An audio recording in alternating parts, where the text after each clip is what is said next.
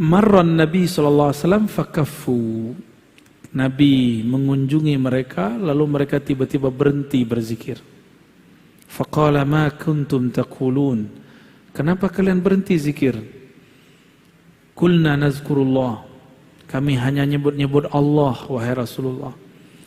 Qala, Nabi ini kan kasyaf. Tahu kasyaf? Ini orang Wahabi nggak percaya kalau Nabi kasyaf. Nabi memandang dengan izin Allah alam gaib. Kata beliau, inni ra'aitur rahmata tanzil. Aku melihat rahmat turun.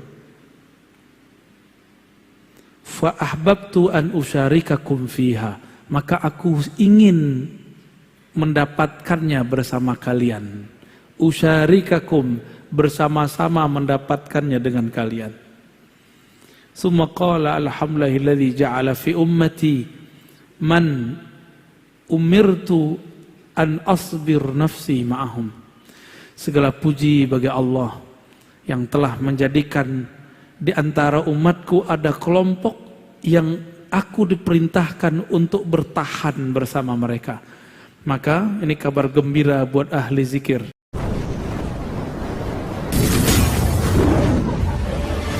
Ila hadratin Nabi Mustafa Muhammad sallallahu alaihi wasallam wa ila sayyidina Abi Bakr wa Umar wa Uthman wa Ali wa sadatina ahlu turuq as-sufiyah wal awliya as-salihin wal ulama ilmin khasatan muallif hadha kitab mursyidna syekhna Abdul Qadir Isa wa talamidhihi wa man akhadha anhu wal hadirin wal hadirat. Al-Fatiha. Na'udzubillah, bismillah. Ya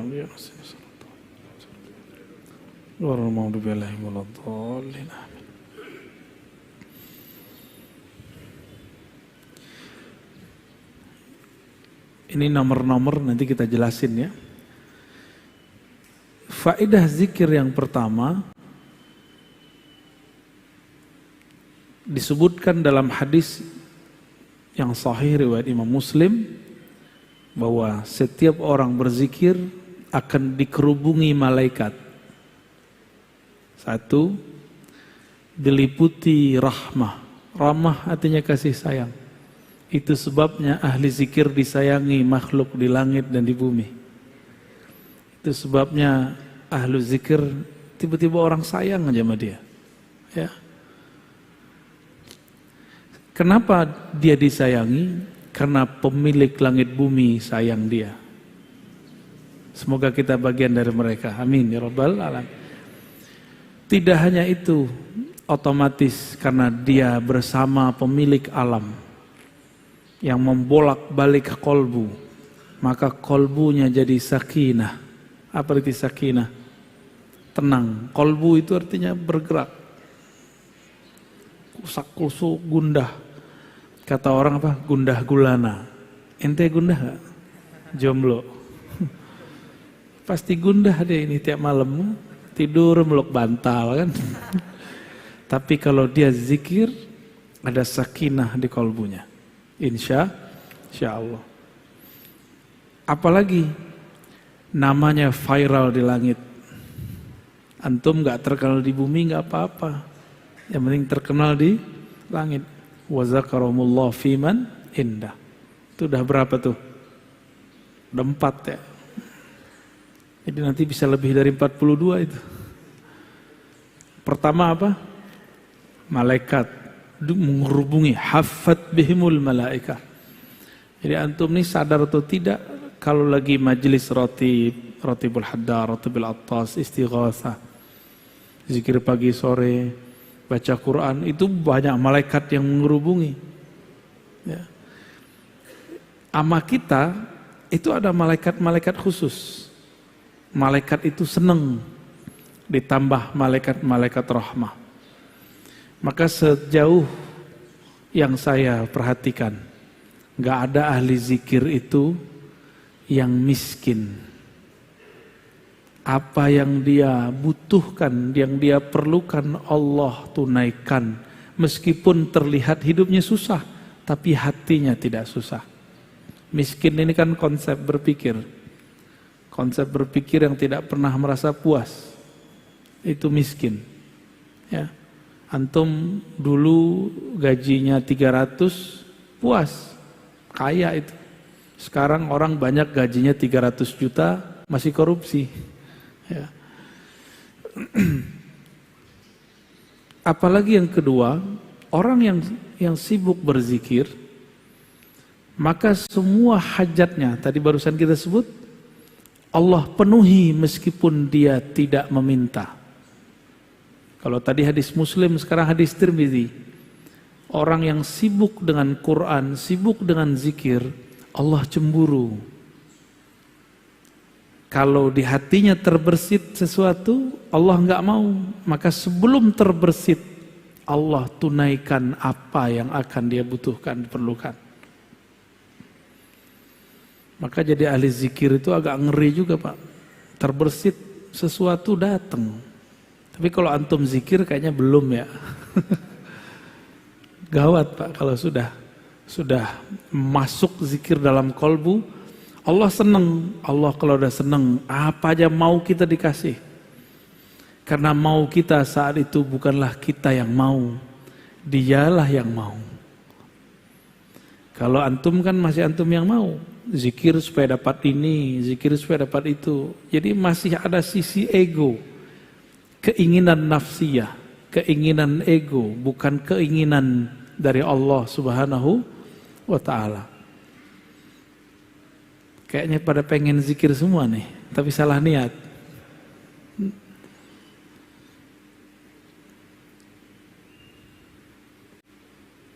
Ini banyak terjadi pada ulama-ulama terdahulu sampai hari ini.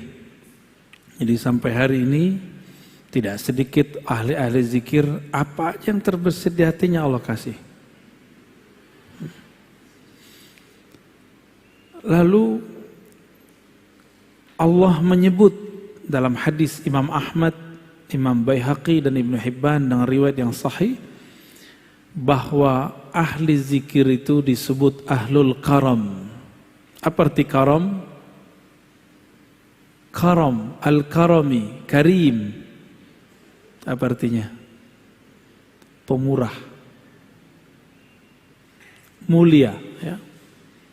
Allah Subhanahu wa ta'ala mengatakan, saya'lamu ahlul jam'il yawm man ahlul karam.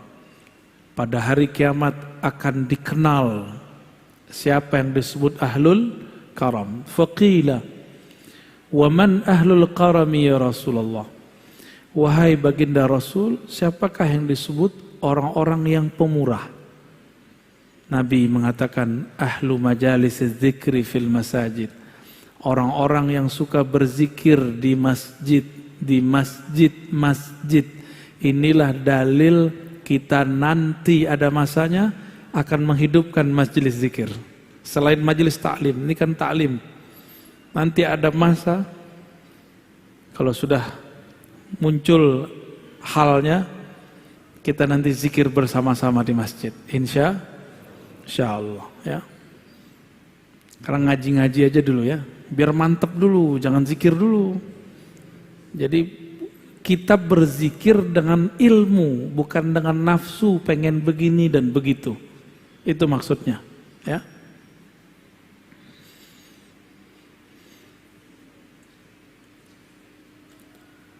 Kalau tadi yang pertama, orang yang berzikir, malaikat mengerubungi. Itu malaikat rahmat di bumi.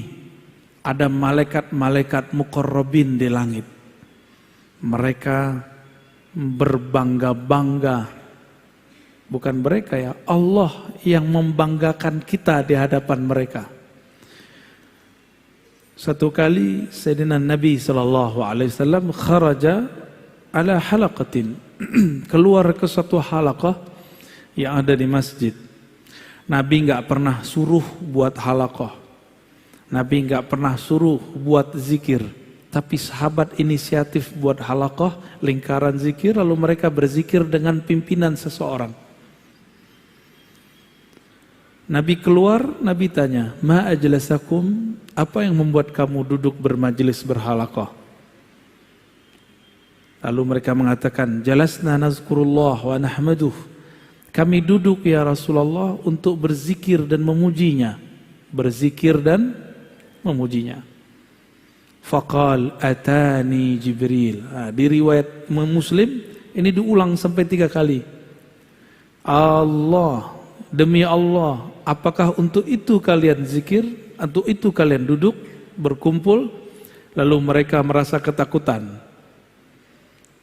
Jadi mereka ini buat inisiatif majelis zikir di zaman Nabi. Dicecar pertanyaan 3 kali oleh Rasulullah. Perasaannya gimana itu Pak? Khawatir dituduh sesat.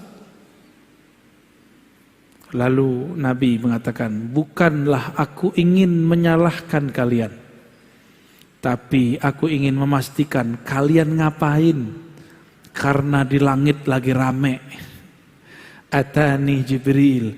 Jibril mengabarkan kepadaku, di langit lagi rame. Kenapa? Innallaha yubahi bikumul malaikata. Allah membangga-banggakan nama-nama kalian di hadapan malaikat-malaikat muqarrabin. Jadi orang-orang yang suka membuat majelis zikir, masyhur dia di langit. Maka dulu siapa? Almarhum Ustadz Arifin Ilham, almarhum Ustadz Fulan, udah banyak dari dulu. Itu namanya diharumkan. Tapi kalau sekedar nama harum, kalau nggak rajin zikir nggak harum lagi. Maka harus mengenal jalur pintas, harus kenal siapa yang dizikirkan. Seandainya Allah tidak menyebut nama kita lagi di hadapan mereka, Allah masih menyimpan sirnya dalam ilmunya. Ya.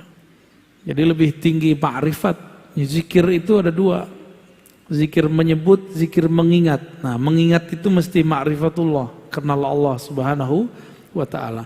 Kalau zikir menyebut rata-rata cuma cari pahala. Ya, kebanyakan begitu. Tapi berkah juga.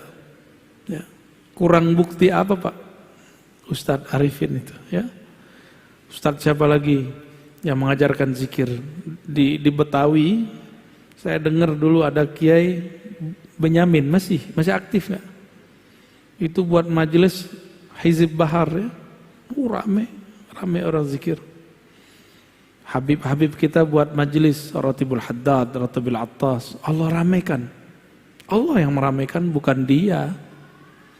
Maka aneh jika ada ustadz, habib, kiai merasa tersaingi kalau ada muncul majelis baru, itu aneh. Ya, berarti dia nggak mengerti politik langit. Ya. Nggak ngerti dia. Orang begini jahil billah. Dia cuma berzikir ingin cari makan. Zikir bukan cari makan. Zikir mau cari ridha Allah Subhanahu wa ta'ala. Muncul kelompok baru, zikir. Gak apa-apa, malah senang kita. Alhamdulillah, negeri ini tambah harum dengan zikrullah. Begitu seharusnya. Bukan malah merasa tersaingi. Kita itu marah kalau ada yang membid'ahkan. Ya, satu suara dong. Jangan kayak teman saya di seberang sana. Datang, adik kelasnya datang. Buat majelis, diperintahkan guru. Apa kata dia? Lu lapor sama gua. Urusan apa? Ya, ini wilayah gua. Siapa yang punya wilayah? Yang punya wilayah kan Allah Subhanahu. Tapi memang kalau kita ngajar di suatu tempat, ini adab. Ada guru tua di sana, kita silaturahim. Tapi seandainya enggak, kita nih orang tuanya, kalau tadi orang mudanya. Kita nih orang tua di sana. Ada anak muda baru buat majelis zikir, mereka enggak silaturahim, enggak apa-apa. Justru kita katakan, ya Allah, Engkau akhirnya meringankan beban-beban tugasku. Begitu seharusnya. Ya. Emang mimpin zikir menurut antum enak? Hah?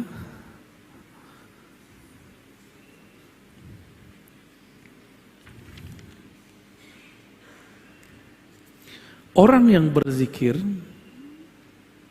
dengan berjamaah, nah ini dalilnya berjamaah nih, hadis Imam Ahmad.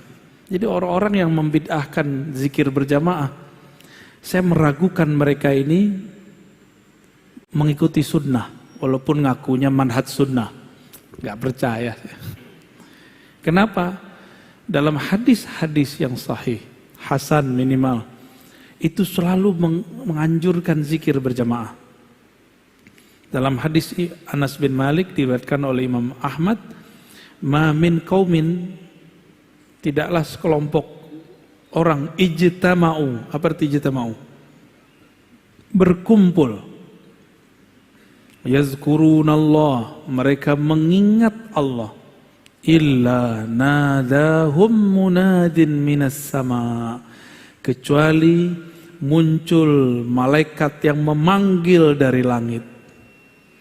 Apa kata malaikat ini? Kumu maghfuran lakum. Suara apa itu, Ustaz? Oke. Kumu maghfuran lakum. Berdirilah kalian dalam keadaan maghfura, diampuni. Qad buddilat sayyiatikum hasanat. Kesalahanmu sudah diganti dengan kebaikan-kebaikan. Dosa-dosamu dihapus, kamu dapat derajat yang tinggi. Ini hadis menunjukkan makna apa? Pertama, majelis zikir itu diridhoi oleh Allah SWT. Bukti Allah ridho, kita diberi ampunan. Jadi nggak usah khawatir lagi untuk menghidupkan majelis zikir.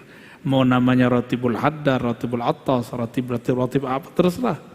Ya, nanti kita buat Ratib Al-Hashimiyah. Canda ya, nggak sopan, masa saya buat Ratib sendiri ya.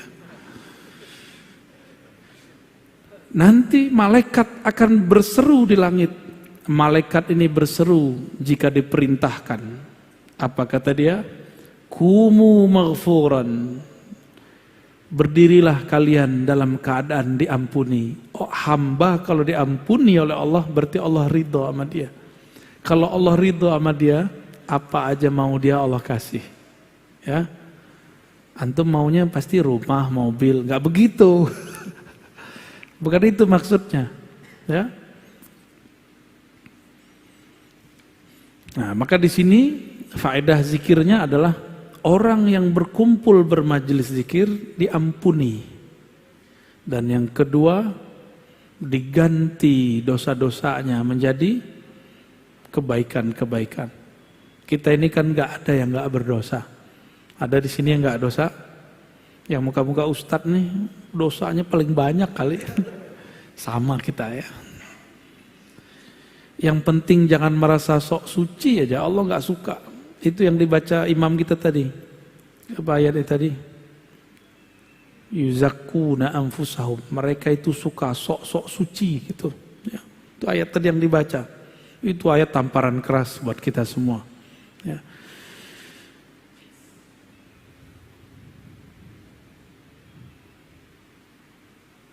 Terjadi dialog antara sahabat dan Nabi. Kana Salman fi isabatin yadhkurun Allah. Satu kali Salman Al-Farisi. Salman ini orang Persia Iran. Beliau umurnya di atas 200 tahun. Masih hidup, masih seger. Kalau di riwayat Imam Zahabi 250 atau 350. Kayaknya 300 agak ribet mikirinnya ya. Mungkin 200 kali. Saya punya guru paling tua, udah meninggal 120 tahun kalau nggak salah. Masih seger. Nggak tahu tuh Buya Syar'i apa? Ya, itu berapa umurnya tuh? Ya, tua sekali tuh.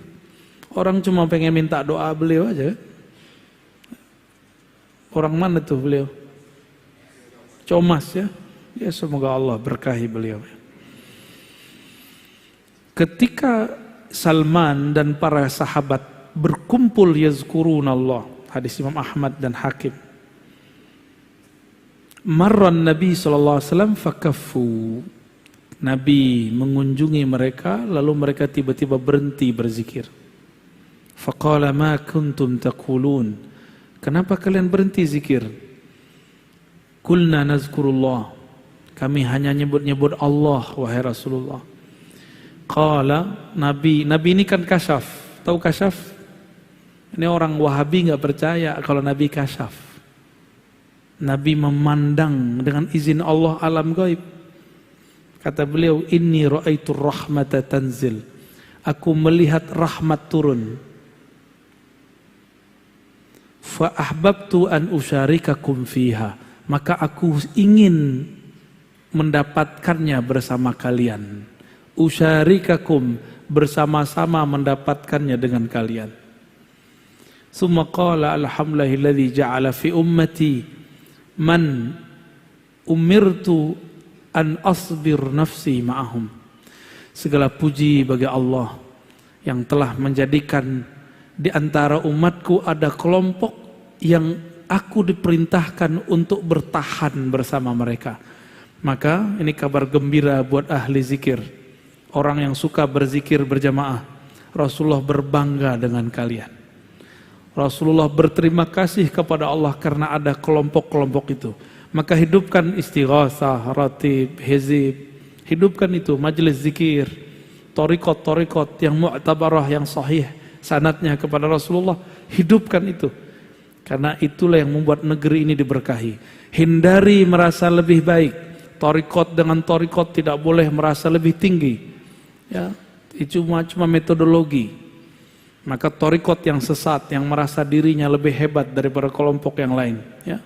Boleh merasa torikot kita bagus, tapi tidak boleh merasa lebih baik, dalam artian lebih sahih, lebih benar, yang lain gak benar. Nah itu bid'ah itu ya. Ibnu Qayyim menyebutkan 100 macam zikir ya, lebih. Pertama, manfaat zikir ya. Annahu yutridu syaitan wa yuqmi'uhu wa yuksiruh. Orang kalau berzikir maka syaitan tertolak ya. Jadi kenapa kita ini kesetanan? Karena kurang zikir. Jadi kalau antum melihat ada orang zikir terus begitu, itu bukan kesurupan. Itu namanya hal, apa namanya? Atau wujudan. Dia berteriak lagi zikir, itu bukan kesetanan. Atau antum melihat ada orang zikir keras, la ilaha illallah, itu nggak apa-apa. Itu hal yang terjadi sama dia. Cuma kalau saya senangnya sekarang zikirnya lembut. Kalau dulu masa masih muda banget, sekarang muda biasa. Dulu masih muda sekali, saya senang zikir keras. Bahkan kami seminggu itu ada 3 kali majelis zikir keras. La ilaha illallah, begitu. Kepalanya udah kemana-mana itu. Ada kawan kita yang sudah guling-guling, nangis menyebut nama Allah, Allah, Allah, itu rindu kepada Allah Subhanahu wa Ta'ala. Enggak apa-apa itu. Cuma jangan di tempat yang orang belum mengerti tentang itu. Kayak di masjid ini kan belum terbiasa. Ini kan masjidnya masjid mu'alaf juga nih. Dulunya jangankan itu, kunut aja susah di sini ya. Imam mau kunut aja disogok dulu biar gak kunut ya. Tanya nih sama imamnya ya. Annahu yurdir rahmana azza wa jal. Orang kalau zikir Allah ridha. Ada yang lebih tinggi dari ridha Allah. Antum kalau sudah diridhai Allah, mau ke langit ke-7 boleh, mau masuk surga boleh, tapi mati dulu. Yang ketiga, ayuzilal hamma wal ghamma anil qalb. Kenapa ada orang gundah gulana? Karena zikir tidak masuk menjadi benteng dirinya. Maka syaitan itu kan mengalir di seluruh darah. Bisa setan. Cuma syaitan tidak sanggup masuk ke jantung. Namun karena darah sudah kotor, itu darah yang masuk bekas dia. Itulah yang membuat kolbu kita gundah. Jadi zikir rutin, zikir itu gak usah banyak-banyak. Zikirnya yang rutin, pagi, sore, ba'da sholat. Dirutinkan terus begitu. Nanti akan muncul cahaya, berlapis cahaya. Begitulah terus. Lama-lama dia kuat. Jangan langsung sekali hantam 70.000. Ya boleh juga kalau sering. 70.000 itu bulanan, mingguan. Misalnya kita buat majelis khatam 70.000, sekali seminggu boleh. Jangan sekali setahun 70.000-nya. Ya. Yang keempat, annahu yujlibu lil qalbil faraha was surura wal bast. Orang yang zikir, maka di kolbunya ada kebahagiaan. Yajlib, dapat menarik energi bahagia. Ya, orang-orang yang murung ini kurang zikir, ya. Ini wajah-wajah galau ini kurang zikir ini, ya. Kebanyakan nonton YouTube. Annahu yunawwirul wajha wal qalb. Orang kalau zikir karena kolbunya berseri-seri, wajahnya pun berbahagia. Ya. Walaupun air matanya menetes, tapi dia menetes dengan kebahagiaan. Emang bisa nangis tanda bahagia? Bisa ya? Coba ibu-ibu itu waktu dulu nikah nangis. Kita tanya, kamu sedih neng? Enggak, aku bahagia. Jadi ada tangisan bahagia. Annahu yuqwil qalba wal badan. Orang ahli zikir itu kuat kolbunya dan badannya. Jadi antum yang sakit-sakitan mulu, dikit-dikit capek, itu kurang zikir. Karena kalau zikir, kolbunya tenang. Orang kalau zikir, kolbunya tenang. Kalau kolbunya tenang, maka badannya akan stabil, imunnya oke. Ya. Ini kesukaan antum nih ya. Zikir itu menarik rezeki. Annahu yajlibur rizqa. Zikir itu menarik rezeki. Cuma salah paham, rezeki itu tidak hanya yang zahir, ada yang batin. Yang zahir duit, rumah, tanah, pakaian, kendaraan. Ya. Ini beda nih ya. Ada orang zikir, saking banyaknya zikir, dia kemudian berkhidmat untuk zikir. Tapi dalam khidmat untuk zikir dia terhalang oleh kendaraan. Maka Allah lihat, orang ini butuh kendaraan, Allah adakan kendaraan untuk dia. Lain dengan kita mau beli kendaraan, zikir dulu. Beda ya, modus. Ya, itu modus, thariqat al-modusiyah. Thariqat begini udah ketinggalan, ya. Pengen ini zikir, itu thariqat jadul, bukan thariqat ma'rifatullah. Thariqat begini Allah nggak ridho. Kamu zikir bukan untukku, tapi untuk kemauanmu. Kalau yang pertama tadi lain, dia khidmat untuk zikrullah. Dia kurang kendaraan, Allah adakan kendaraannya. Basit, dia kurang pasangan, Allah nikahkan dia, ya. Ente al-jomlowi nih. Dia kurang apa? Kurang makan, Allah cukupkan makannya. Itu kalau sudah khidmat. Ya. Dompetnya kurang tebal, Allah tebalkan dompetnya. Tapi jangan dimulai dari dompet. Dompet tipis nih, zikir dulu. Ini beda ya. Jadi orang ahli zikir nih nggak pantas mikirin mobil, nggak pantas. Orang ahli zikir nggak layak, nggak patut dia mikirin rumah, nggak patut. Orang ahli zikir nggak seyogyanya dia membicarakan dompet, nggak seyogyanya dia ngurus-ngurusan begitu. Allah yang urus, jamaah yang urus nanti. Allah ilhamkan kepada jamaah ngomong. Disinilah ahli zikir diuji. Nanti antum yang khidmat zikir, ujiannya cuma dengerin aneh. Kita rajin zikir nih, buat majelis zikir. Allah ilhamkan seorang kaya, dia ngomong, Ustadz, Kiai, Buya, nanti kalau saya dapat rezeki, saya beliin rumah dan mobil. Nah, nanti begitu. Itu ujian, Allah sengaja tes case.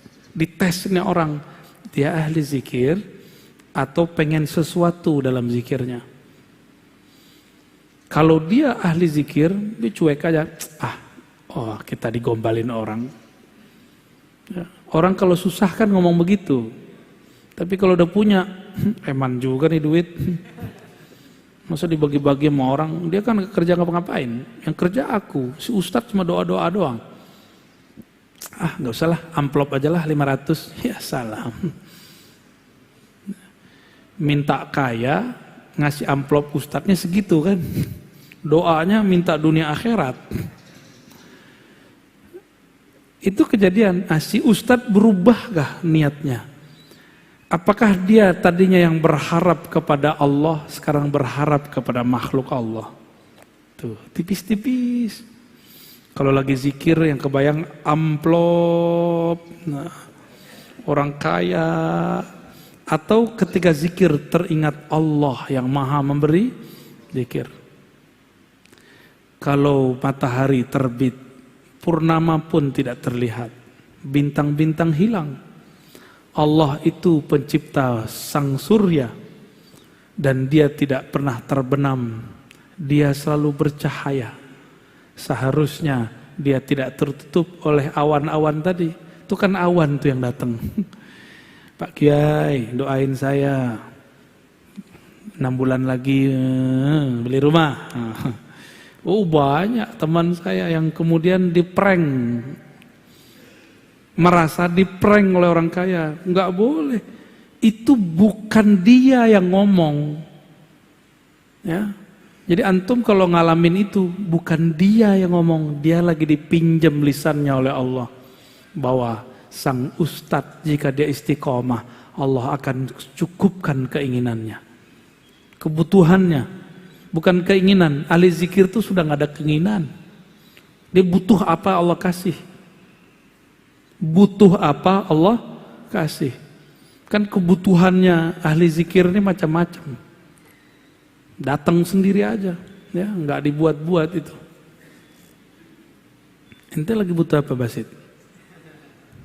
Butuh pasangan hidup ya. Niatnya benerin ya.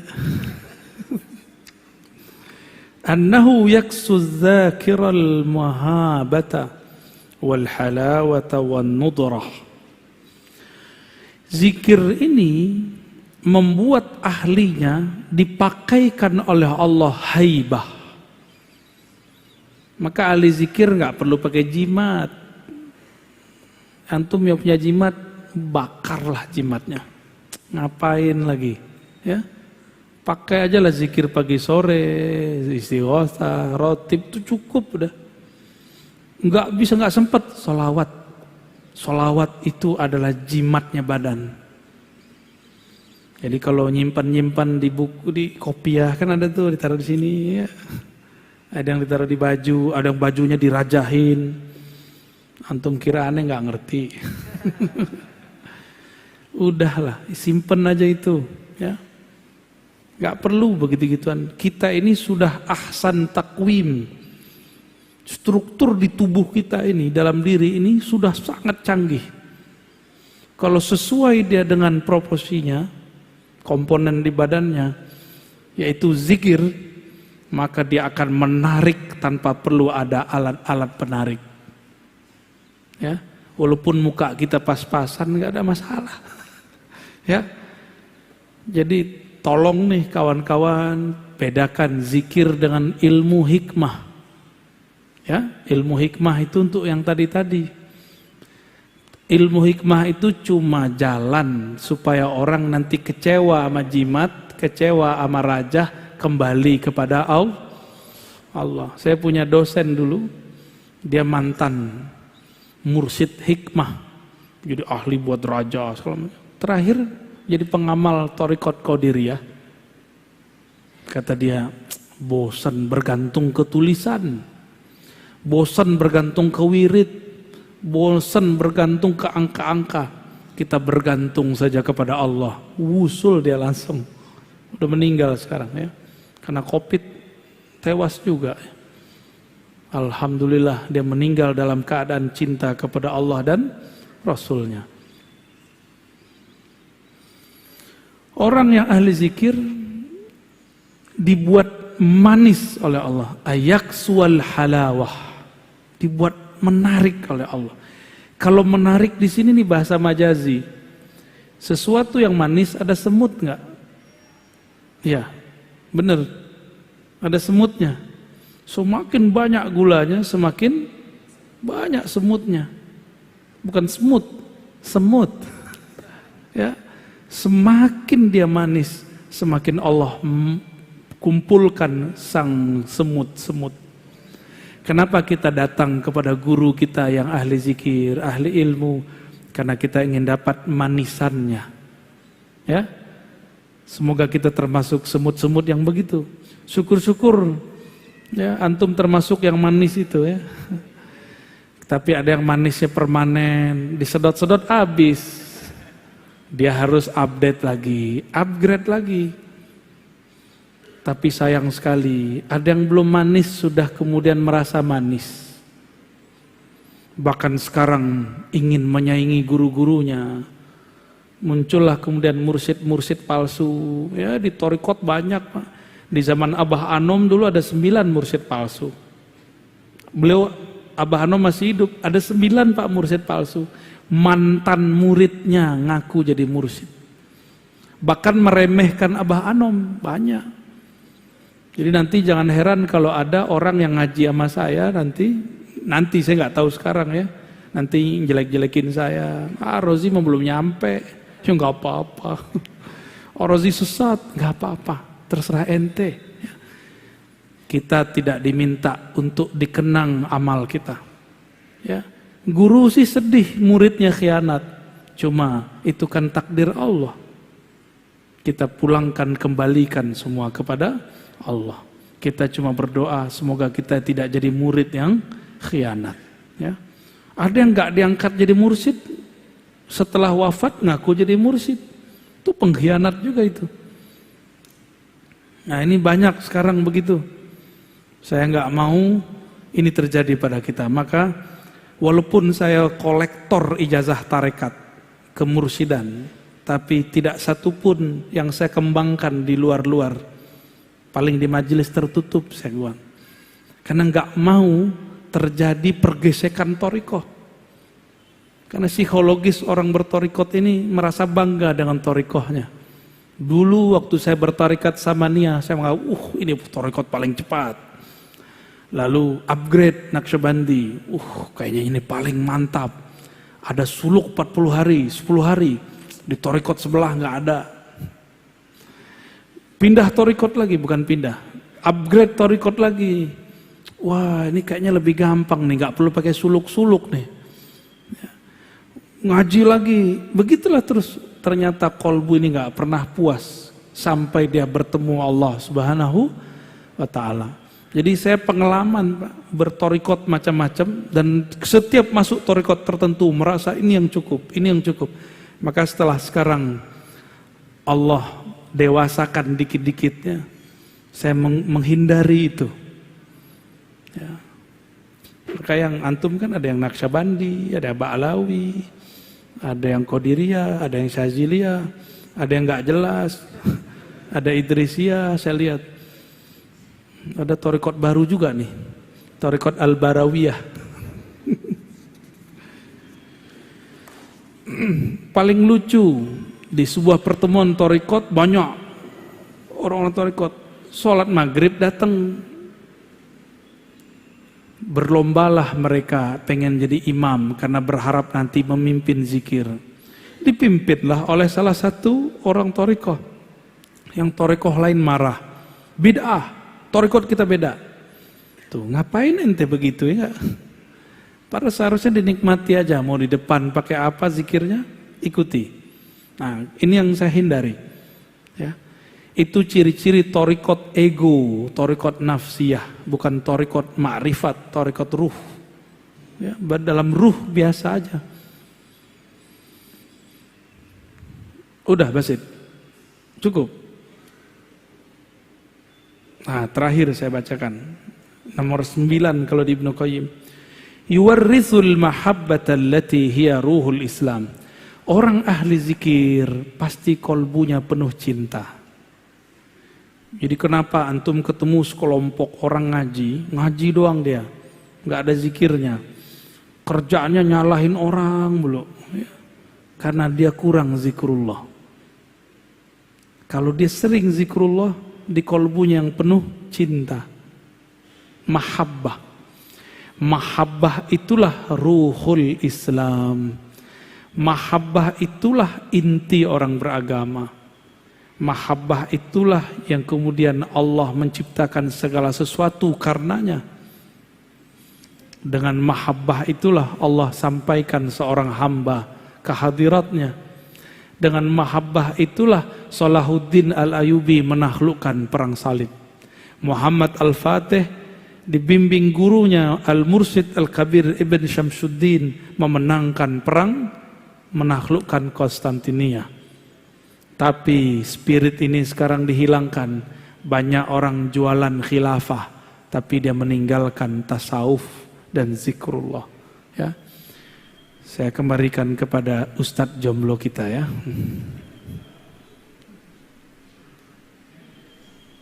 Alhamdulillahirrahmanirrahim. Terima kasih Buya atas materinya. Sedikit Buya ingin bertanya, bicara tentang zikir, ada zikir fida atau zikir tebusan. Itu Buya sedikit tahu, tolong penjelasannya Buya. Zikir fida, kalau di Thariqat Naqsyabandiyah, begitu juga Qadiriyah atau TKN atau Khalidiyah, disebut dengan zikir khatam tahlil atau ataqah, zikir pembebasan. Dalilnya banyak, ya. Man qala la ilaha illallah dakhalal, man kana akhiru kalami la ilaha illallah dakhalal jannah. Siapa yang akhir kalamnya la ilaha illallah masuk surga. Lalu supaya dapat hak la ilaha illallah, Imam Ad-Dusuqi, Imam As-Sanusi menjelaskan dalam kitab mereka, kitab akidah Sunusiyah, Dusuqiyah, disebutkan faidah zikir 70.000. Disebut zikir itqun minan nar, membebaskan hamba dari api neraka. Ya, itu disebut zikir fida. Nah, namun Imam Ibn Arabi punya zikir fida yang lain dengan sholawat. Imam Syafi'i zikir fidanya 4.000 kali khatam Quran. Kalau saya nggak banyak-banyak, Pak. Zikir fida itu zikir ma'rifatullah. Kenali yang engkau sebut, maka engkau diselamatkannya. Selesai. Masalahnya kenalnya gimana? Ya, cukup. Para jamaah ada yang ingin bertanya?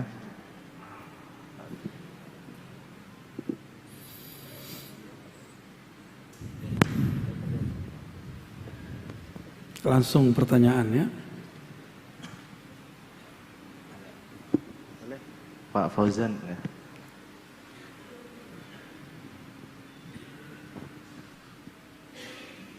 Assalamualaikum warahmatullahi wabarakatuh. Assalamualaikum. Alhamdulillah. Buya, saya ingin sedikit bertanya tentang zikirnya para anbiya, seperti zikirnya Nabi Adam alaihissalam, Rabbana zalamna anfusana wa illam taghfir lana wa tarhamna lanakunanna minal khasirin. Ya. Kemudian zikirnya Nabi Yunus alaihissalam, la ilaha illa anta subhanaka inni kuntu minadh dhalimin. Ya. Ini zikir yang harus diawali dengan bimbingan guru atau cukup dengan mahabbah kepada para anbiya Allah. Baik, sekian. baik. Dulu ada Syekh Abdul Somad Al-Falimbani Al-Makki Al-Madani. Beliau lama di Mekah, lama di Madinah. Waktu di Madinah beliau dapat ijazah kemursidan dari Syekh Al-Kutub Al-Syahir Muhammad Ibn Abdul Karim As-Sammani. Thariqatnya Sammaniyah. Thariqat Sammaniyah itu gabungan dari Qadiriyah dan Khalwatiyah, Naqsyabandiyah, Anfasiyah, dan beberapa thariqah yang lain.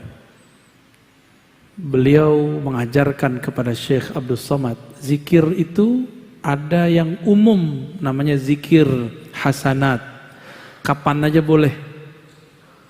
Karena cinta. Ada zikir yang darajat.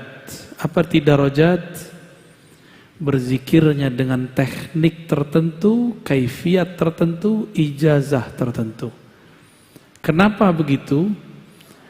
Frekuensi kolbu kita tidak sama dengan kolbu Rasul Sallallahu Alaihi Wasallam. Para nabi seperti Nabi Yunus, Nabi Adam, mereka itu nabi, kita bukan. Supaya kolbu ini dapat mengikuti kolbu mereka, maka ada namanya kaifiat. Kaifiyah bahasa kitanya tata cara. Tapi AC disebut bahasa Arabnya mukayyif. Apa bahasa Inggrisnya? Air conditioning apa? Ya, pengkondisi udara gitu kalau diterjemahkan. Maka kaifiat itu dalam bahasa psikologi disebut conditioning sebelum zikir. Ini yang mahal dalam thariqah. Jadi apa yang membuat zikir thariqah bisa bertahan, bisa berbeda dengan zikir orang biasa, ustadz yang tidak berthariqah? Orang berthariqah itu punya conditioning. Misalnya gini, la hadratin nabi al-fatihah gitu ya. La ila ruhi, itu semua namanya conditioning. Mengkondisikan kolbu supaya siap mengikuti zikir. Supaya pikiran ikut kolbu, bukan kolbu ikut pikiran. Ini ciri-cirinya kalau kolbu ikut pikiran apa? Kalau lagi zikir, pikirannya melayang, mi'raj. Ya. Tapi kalau kita kondisikan kolbu dengan baik, akal dengan baik, akalnya ngikut kolbu. Yang jadi imam kolbu. Tinggal Bapak pilih yang mana. Untuk kalau lagi di motor, di mobil, di bus, di kereta, kita zikir hasanat umum. Tapi kalau kita lagi di atas sajadah, gunakan kaifiat. Disebut zikir darajat. Zikir yang dengan zikir itu Allah angkat nanti. Kira-kira begitu ya. Silakan diamalkan.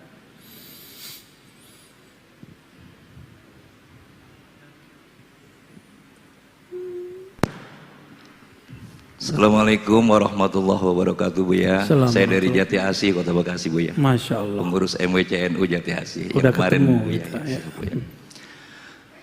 Saya mau bertanya, Buya. Saya pernah bermubahalah pada seorang ustadz yang mereka itu membid'ahkan.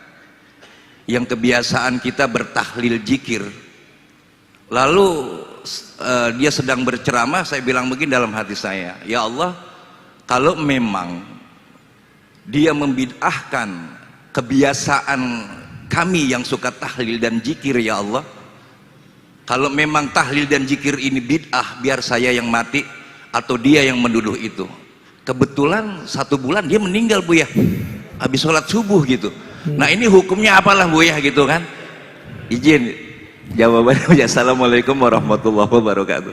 Ngeri kali. Panglima Banser ya. Mubahalah itu sebaiknya dikurangi ya.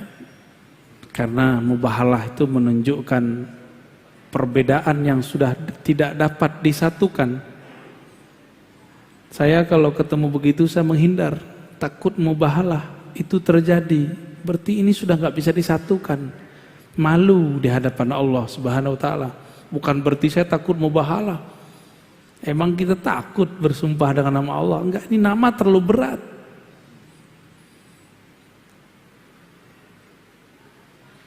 Kalau kita mubahalah, yang dianjurkan itu dengan ahli kitab. Dengan siapa? Dan lafaz mubahalah itu ganas sekali. Nabtahil, kami bersumpah. Kalau bahasa orang kita sumpah pocong, sumpah sial, sumpah kutukan.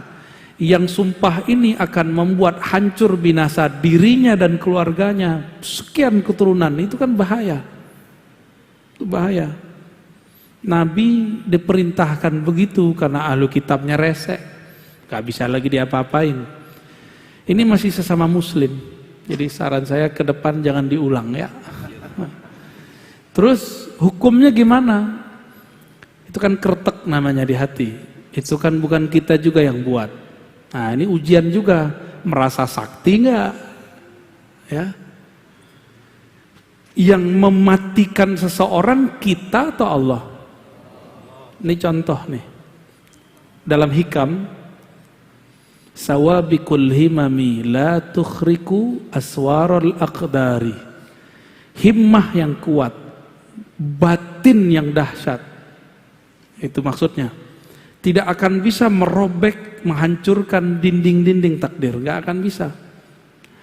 Maka dia mati bukan karena kita yang ngomong, tapi Allah pinjem kalam kita. Matilah dia karena itu. Kan ngeri juga tuh. Ya, si abang kita dipinjam Allah lidahnya untuk matiin orang. Contoh gini, saya ambil pisau, kita tusuk seseorang. Kalau Allah bilang nggak mati, nggak mati. Apakah saya yang kemudian nusuk orang lalu bikin dia mati? Enggak.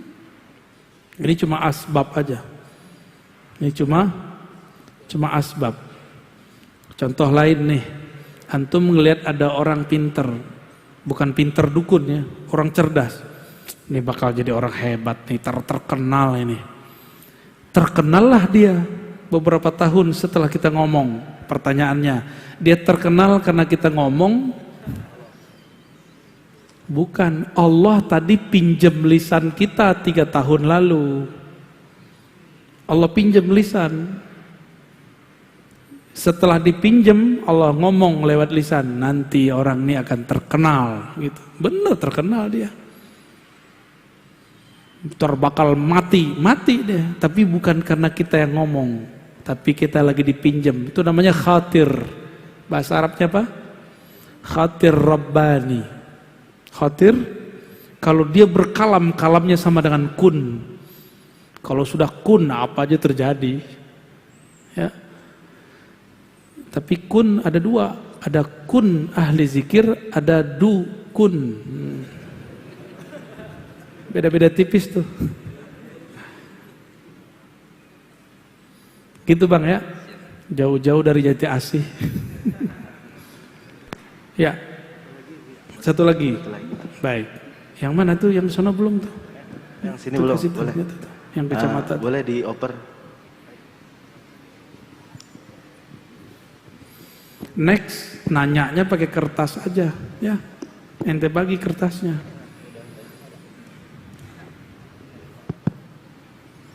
Assalamualaikum warahmatullahi wabarakatuh, Buya. Assalamualaikum.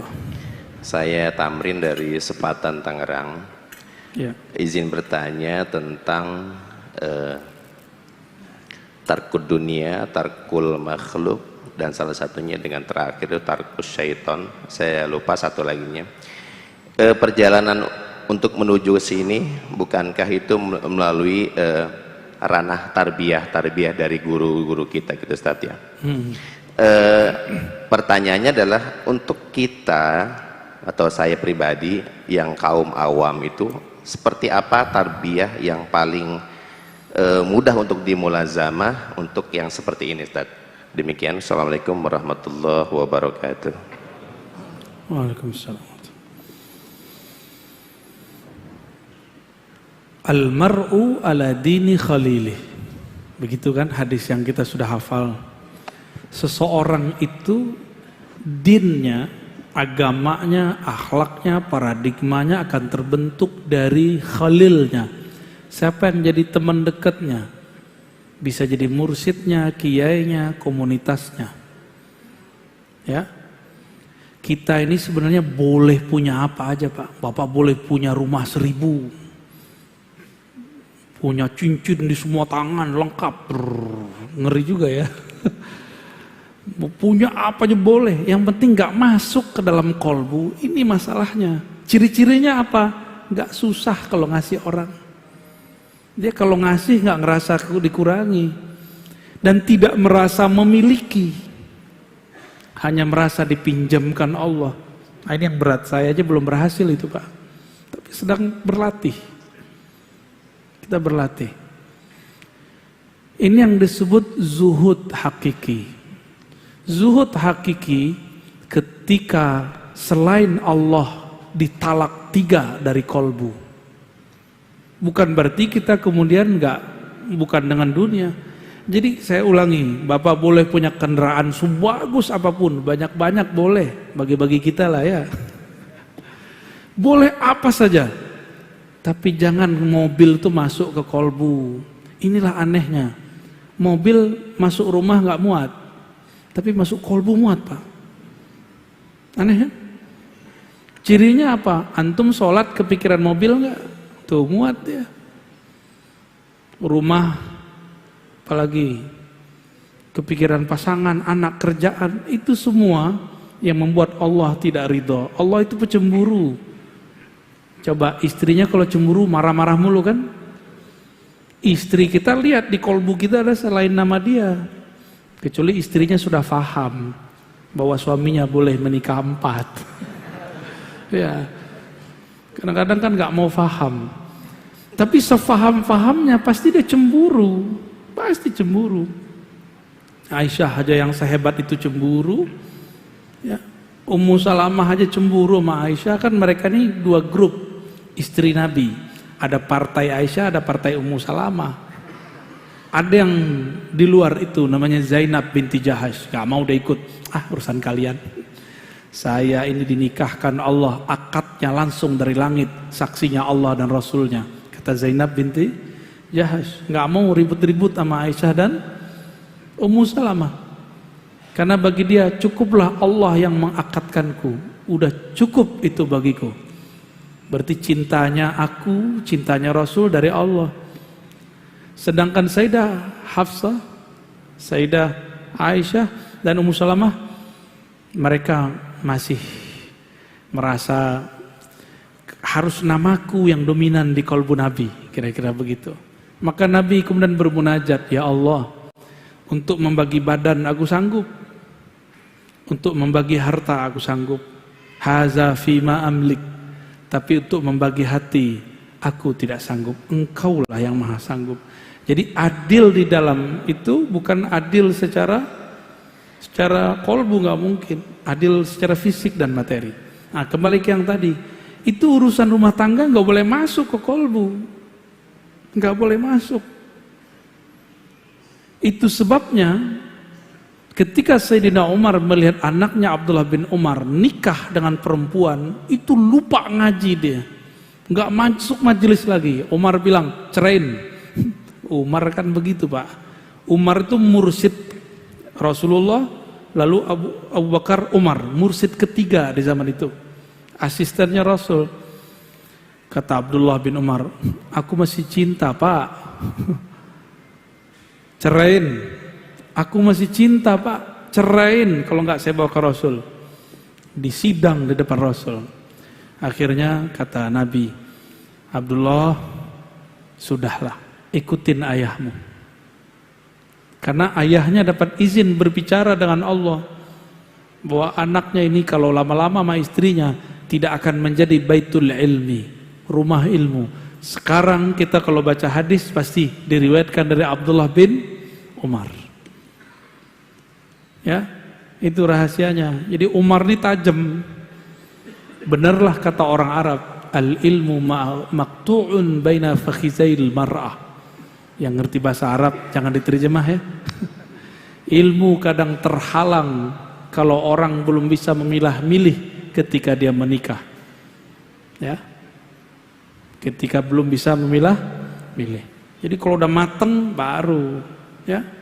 Kalau ente udah kematangan, Basit. Cukup ya? Buya, satu lagi terakhir Buya, terakhir. Ada pesan dari Bapak Andi dari Pasar Kemis. Apakah jika ingin masuk thariqah itu dengan cara keinginan sendiri boleh Buya? Atau dengan sholat hajat terlebih dahulu? Dan bolehkah keluar masuk thariqah dengan thariqah yang sama atau beda? Mohon penjelasannya Buya. biasakan mau memutuskan belajar apa aja, sholat, istikharah dan hajat. Karena ciri-ciri orang-orang yang sukses, min sa'adatil mar'i, ya, ciri-ciri orang yang sukses dalam hadis Tirmizi dan Ahmad, dia banyak istikharah. Istikharah itu meminta Allah yang milih, bukan kita yang milih. Ya, apalagi bertorikot, kawin aja, nikah aja kita beristikharah. Jadi istikharah bukan hanya mau nikah, untuk teman hidup, teman tidur, teman makan, teman jalan. Untuk teman menuju Allah mesti istikharah. Ya. Terus boleh nggak keluar masuk torikot? Ya silakan. Emang torikot artinya apa? Jalan. Jalan itu untuk ditempuh, bukan untuk dipeluk-peluk. Oh, saya tinggal di jalan aja deh, gitu.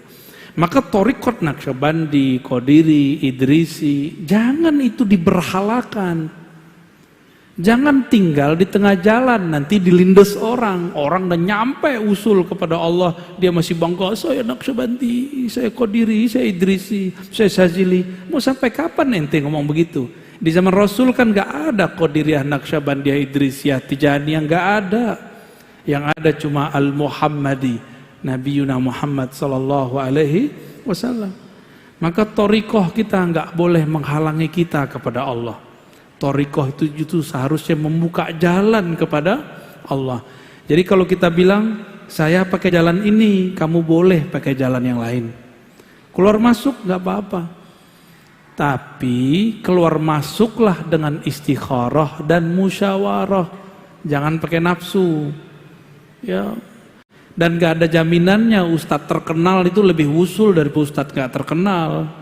Banyak kok mursyid-mursyid mastur tidak terkenal, tapi kalau dididik oleh beliau bisa sampai ke hadirat Allah Subhanahu wa ta'ala. Cukup ya? Barangkali itu semua Bapak Ibu, sahabat-sahabat, ikhwan akhwat fillah, semoga kajian kitab ini diberkahi Allah Subhanahu wa ta'ala. Ya, mohon maaf dari saya, seperti biasa tidak usah salam-salaman.